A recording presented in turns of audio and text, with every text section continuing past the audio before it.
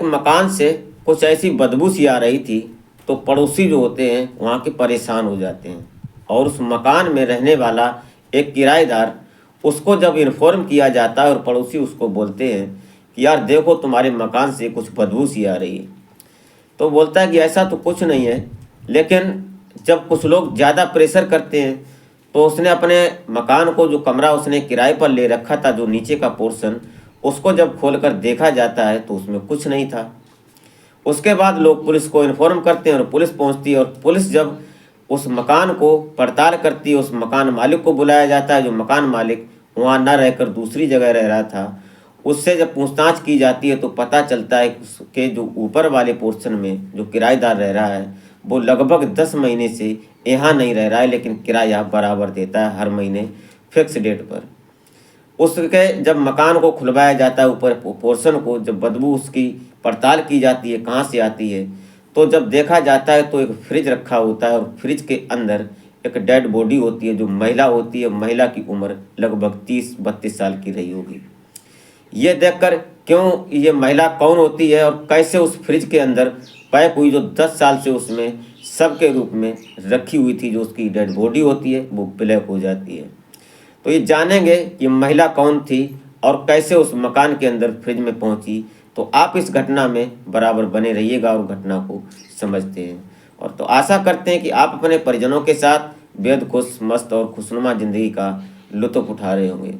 तो वीडियो में आगे बढ़ने से पहले आपसे बस वही एक छोटी सी रिक्वेस्ट कि अभी तक अगर आपने हमारे चैनल को सब्सक्राइब नहीं किया है तो सब्सक्राइब कर लें, एक लाइक करके एक छोटा सा कमेंट अवश्य कर दिया करें, ताकि मेरा हौसला बढ़ता रहे और मैं आपको एक से एक बढ़िया और इंटरेस्टिंग कहानियाँ सुनाता रहूँ। तो हमारे इस यूट्यूब मंच पर आपका बहुत बहुत स्वागत है। मैं आभार व्यक्त करता हूँ, आपको नमन करता हूँ आपके प्यार और सपोर्ट को। नमस्कार, आदाब, सत श्री अकाल। मैं अजय कोहली। आज की जो सच्ची घटना मैं आपको सुनाने जा रहा हूँ, ये घटना मध्य प्रदेश का एक ज़िला पड़ता है देवास, और देवास शहर का एक जगह पड़ती है जो कि वृंदा धाम कॉलोनी। और वृंदा धाम कॉलोनी में एक मकान है जिसका नंबर है 128। इस मकान से 10 तारीख 10 जनवरी 2025 में लगातार बदबू आ रही थी और ये चर्चा का विषय बनती है। पड़ोसी जब उस पर पड़ताल करते हैं, उसकी छानबीन करने की कोशिश करते हैं, तो उस मकान में जो किराएदार रह रहा था, उस किराएदार से जब पूछताछ की जाती है, उसको बताया जाता है तो बोलता है कि ऐसा कुछ नहीं है। लेकिन जब उसकी पड़ताल करने की कोशिश की जाती है, वहाँ पुलिस आती है, किसी ने फ़ोन कर दिया तो डायल 112 आती वहाँ पर। आने के बाद जब वहाँ देखा जाता है तो उसका जो ऊपर वाला पोर्शन होता है, मकान 2 भाग में होता है, तो उस मकान को, जो दूसरे वाले साइड का मकान होता है, उसको खुलवाने की कोशिश की जाती है। तो जो उसका किराएदार होता है, उस समय वो किराएदार दलवीर होता है। तो दलवीर से जब ये कहा जाता है तो दलवीर मना कर देता है कि मैं दूसरे के कमरे को कैसे खोल सकता हूँ, ये मकान मालिक ही समझे। तो मकान मालिक को फ़ोन किया जाता है। तो मकान मालिक जो होते हैं DK श्रीवास्तव, ये रहने वाले होते हैं इंदौर के, और इंदौर से यहाँ पर इन्होंने अब से लगभग 10 साल पहले ये मकान लिया था और मकान को जो था उसको रेंट पर दे दिया, किराए पर। जो किराएदार आते थे वो वहाँ पर आना जाना लगा रहता था। कोई भी किराएदार कुछ महीने रहता, कोई सालों रहता है, ऐसा वहाँ पर चलता था अक्सर। लेकिन एक किराएदार जो होता है, जो कि संजय पाटीदार होता है। अब ये संजय पाटीदार ये रहने वाला होता है उज्जैन इंगोलिया का। अब ये उज्जैन इंगोलिया का रहने वाला संजय पाटीदार गांव मौलाना होता है इसका। यहाँ पर ये रहकर, यहाँ इसकी दोस्ती होती है एक महिला से। ये जो महिला फ्रिज में मिलती है, ये महिला कैसे इसके संपर्क में आती है वो ही जानेंगे। ये जो महिला थी ये भी रहने वाली होती है उज्जैन फ्रीगंज की, जो कि इसका नाम होता है प्रतिभा उर्फ पिंकी। अब ये पिंकी की उम्र लगभग 30-32 साल की रही होगी। इसकी कुछ, जब ये जवानी की दहलीज पर कदम रखती है तो इसके कुछ हाव भाव बदल जाते हैं और ये सुंदर तो थी देखने सुनने में। उसके बाद ये अक्सर किसी न किसी के संपर्क में बनी रहती थी। अब ये वहाँ रहते हुए उज्जैन में, तो इसका एक संपर्क हो जाता है जो कि राजस्थान का रहने वाला होता है सुभाष। अब ये सुभाष से जब इसका संपर्क होता है तो इससे प्यार भी करने लगती है। प्यार करने के बाद इसके संबंध भी होते हैं। वो सब होने का बाद फिजिकल होने के बाद ये धीरे धीरे इतना टच में हो जाती है, उसके संपर्क में हो जाती है कि एक दूसरे से 2016 में लव मैरिज कर लेते हैं। अब जब ये दोनों लव मैरिज कर लेते हैं, ये बात घर में परिवार वालों को, रिश्तेदारों को कहीं ना कहीं नागवार गुजरती है। और जब उसको डांटा समझाया तो उसने साफ कह दिया अपने परिवार वालों से, अपने अपनों से कि मेरी मर्जी, मैं जवान हो चुकी हूँ, मैं वयस्क हूँ, मैं जो करूँगी अपने जीवन के लिए, तुम उसमें कोई हस्तक्षेप नहीं कर सकते। बस इतनी सी बात थी, इसलिए परिवार वालों ने उससे मुंह मोड़ लिया और वो अपनी राह पर चली गई। और परिवार वाले अपने परिवार में रहकर, अपने समाज को देखकर वो अपने यहाँ पर ही रह गए। अब ये महिला हो जाती है जो कि पिंकी, ये सुभाष के साथ चली जाती है और सुभाष के साथ रहते रहते 2016 से अब आ जाता है 2023। ये धीरे धीरे इसका प्यार चला, प्यार के बाद शादी हुई, शादी होने के बाद फिर दोनों में अनबन हुई। लगभग ये 23 में आकर इनकी अनबन इतनी हो जाती है, 23 से पहले, कि लगभग ये इनकी छोड़ने छुड़ाने वाली बात हो जाती है, एक दूसरे को छोड़ देते हैं। उसके बाद ये पिंकी जो होती है, पिंकी एक दिन ऐसे ही अपने जा रही थी रास्ते में, तो इसको संजय पाटीदार जो होता है वो अचानक मिलता है, तो उससे आने जाने में संपर्क हो जाता है। और संपर्क होने के बाद एक दूसरे से टच में हो जाते हैं, क्योंकि ये जो पिंकी होती है, प्रतिभा, इसकी फितरत ही इस प्रकार की थी कि वो किसी को अपनी तरफ आकर्षित करने की उसमें क्षमता थी। और वो इस ऐसा ही इसके साथ भी किया। तो संजय पाटीदार जो कि पहले से शादीशुदा होता है, उसकी एक बेटी होती है, और उसके बाद ये संजय पाटीदार वहाँ काम करता था। अब इसके जब संपर्क में आ जाती है, बस दोनों का प्यार शुरू हो जाता है और फिर ये दोनों फिजिकल हो जाते हैं। और फिजिकल होने के बाद ये दोनों सोचने लगते हैं कि अब क्या किया जाए, कहीं अलग रहा जाए। तो फिर ये वहाँ से आ जाते हैं यहाँ वृंदाधाम कॉलोनी देवास में, और देवास में इन्होंने मकान लिया, जो कि मकान होता है DK श्रीवास्तव का। यहाँ पर ये किराए पर ले लेते हैं मकान, और यहाँ पहले तो इन्होंने पूरा मकान ही किराए पर लिया, और उसके बाद कुछ महीनों तक ये साथ में रहे। ये जनवरी 23 में इनकी दोनों में आपस में अनबन हो जाती है, जो संजय पाटीदार और ये पिंकी जो होती है इसकी, इससे भी अनबन शुरू हो जाती है। अब अनबन इतनी बढ़ जाती है कि कहीं ना कहीं आपस में बहुत बड़ा विरोध हो जाता है।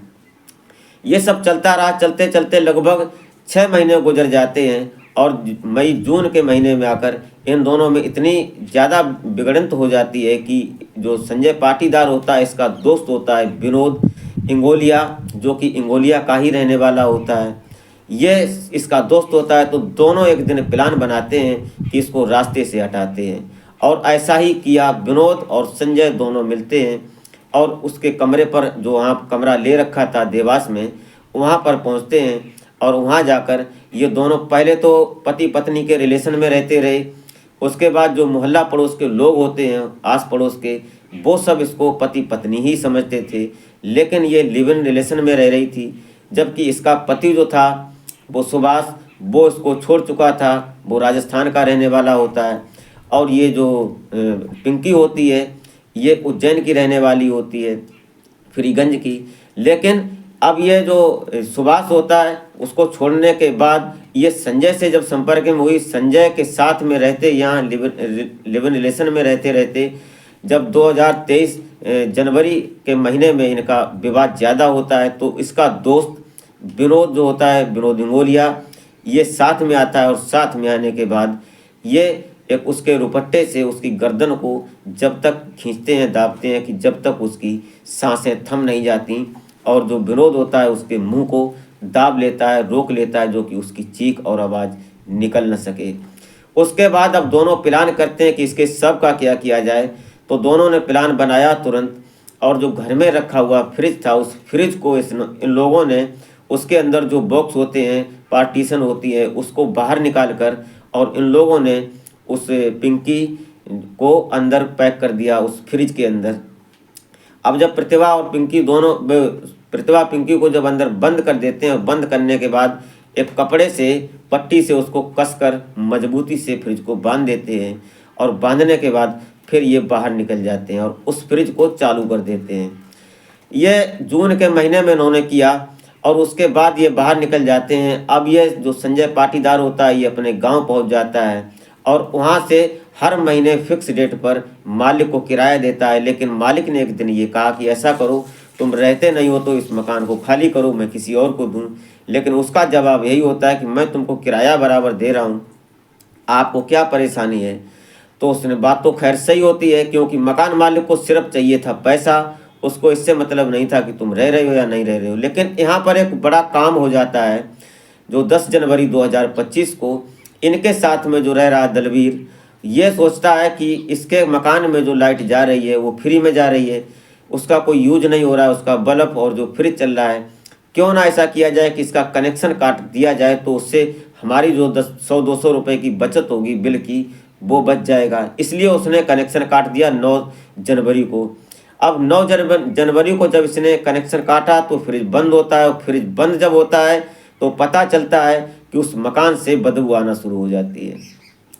अब जब पुलिस आती है, पुलिस पड़ताल करती है, उस फ्रिज को खोला जाता है तो उसमें से महिला निकलती है, पिंकी, और उसकी डेड बॉडी जो 10 महीने पहले से उसमें रखी हुई थी, और उसके बाद उसकी जो बॉडी होती है वो बॉडी पूरी ब्लैक हो चुकी थी। उसको पोस्टमार्टम कराया जाता है। ये पूरा दास्तां जब संजय पाटीदार को पकड़ती है पुलिस, तो उससे जब पूछा जाता है तो उसने ये सारा वाकया उगल कर रख दिया। पहले तो उसने इधर उधर की बातें बताई, फिर जब पुलिस ने अपने तरीके से पूछा तो उसने सारा वाकया कबूल किया।